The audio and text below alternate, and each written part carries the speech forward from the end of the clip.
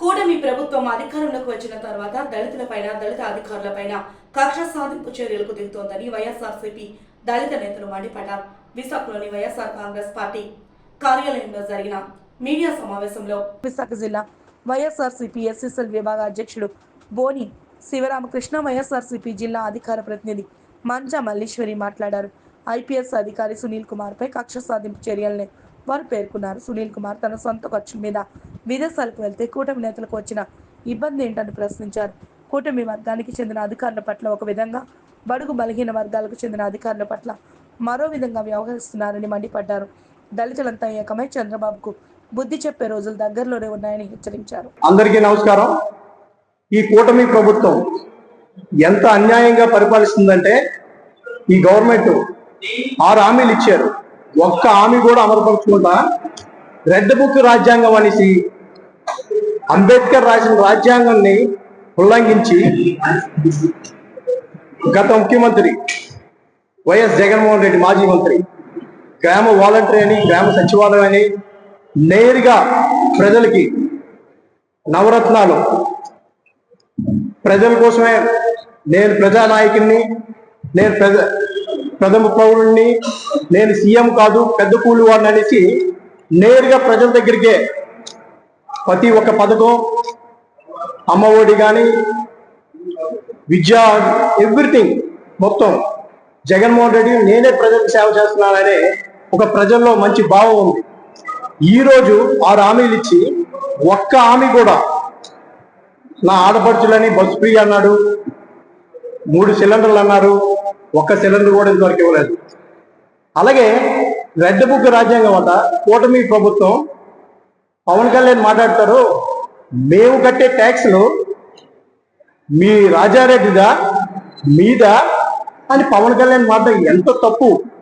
అలాగే నేను ఒక దళిత బిడ్డగా నేను నేరుగా అడుగుతున్నాను కూటమి ప్రభుత్వాన్ని, లోకేష్ని కానీ, పవన్ కళ్యాణ్ కానీ, నారా చంద్రబాబు నాయుడు కానీ, అయ్యా మా ఎస్సీలుగా పుట్టడం మేము తప్పు చేసామా? అంబేద్కర్ రాజ్యాంగం రాశారు, సునీల్ కుమార్ ఐపీఎస్, ఆయన ఎందుకు మీరు ఎంత ఇబ్బంది పెడుతున్నారు? ఈ రోజుల్లో మీకు ఒకటే నేను రిక్వెస్ట్ చేసి అడుగుతున్నా, నారా చంద్రబాబు నాయుడు గారు, లోకేష్కి చెప్పండి, రెడ్ బుక్ రాజ్యాంగం అంట కదా, త్వరలో మేము ఆంధ్రప్రదేశ్లో మేమునే 35% మేమందరూ రోడ్డు ఎక్కుతాం, ఆషామాసం ఉండదు.